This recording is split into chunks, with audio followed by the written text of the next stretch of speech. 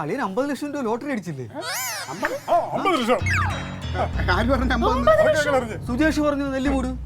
ക്ലീറ്റോ, നിങ്ങൾ എന്ത് നുണേനാ ക്ലീറ്റോ? എന്നോട് 5 ലക്ഷം തന്നെ ക്ലീറ്റോ പറഞ്ഞത്? എന്നോട് 5000 എന്നാണ് പറഞ്ഞത്. സത്യം പറഞ്ഞ സത്യം പറ ക്ലീറ്റോ, നുണയാണ്, ഇത് നുണയാണ്. ക്ലീറ്റോന് 50 ലക്ഷം അടിച്ചിട്ടില്ലേ? എന്നാണ് കർത്താവിനാണ് 5 ലക്ഷം രൂപ അടിച്ചത്? സത്യം. ഞാൻ പിന്നെ അളിയൻ്റെ പെട്ടെന്ന് പറഞ്ഞപ്പോ ഒരു പൂജ അങ്ങ് വിട്ടുപോയി. അതാണ് എന്റെ അളിയ നാട് മൊത്തം അറിഞ്ഞത് 50 ലക്ഷം അടിച്ചെന്നാണ്. അവന്മാരെല്ലാടെ വരുന്നുണ്ട്. ആര് പറഞ്ഞു 50 ലക്ഷം അടിച്ചത്? എനിക്കങ്ങനെ അറിയാം. അവന്മാരെല്ലാടെ വരുന്നുണ്ട്. എന്തിന്? പൈസക്ക്. ആര് പൈസക്ക്? ഇത് അളിയെ കൊടുക്കാനുള്ള പൈസക്ക്. കൊടുക്കാനുള്ള പൈസക്ക് പൈസ മാറി വന്നാലല്ലേ കൊടുക്കാൻ പറ്റും. ഇവരെല്ലാം കൂടെ ഇതിന് ഇങ്ങോട്ട് വരണത്. അളിയ സുജേഷിന്റെ 25,000 കഴിഞ്ഞ ആഴ്ച വാങ്ങിച്ചെന്ന് ഓർമ്മയുണ്ടോ? അത് വാങ്ങിച്ചത് കൊടുക്കാളിയാ.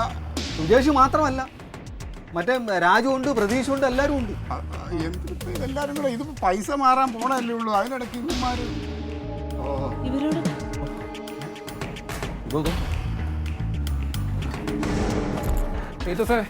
എങ്ങനെ കാര്യങ്ങള്? കാര്യങ്ങളൊന്നുമില്ല. പൈസയുടെ കാര്യം എങ്ങനെ?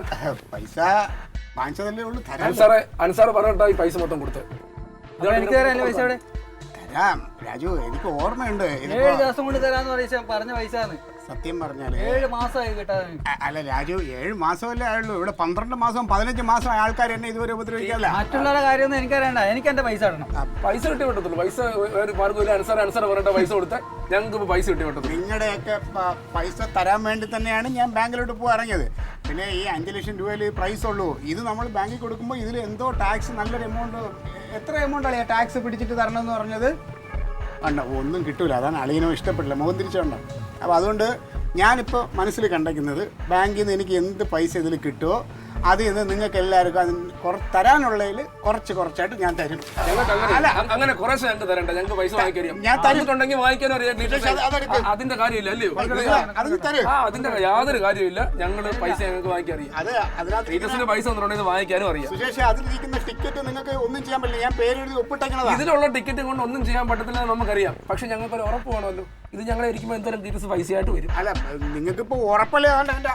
അയ്യോ, അൻസാറിനെ കൊണ്ട് നമ്മൾ അനുഭവിച്ച് തീർത്ത് അൻസാറിനുള്ള വിശ്വാസം എല്ലാം തൃപ്തിയായിട്ടിരിക്കുക. ആ ഒരു കാര്യം നടക്കത്തില്ല.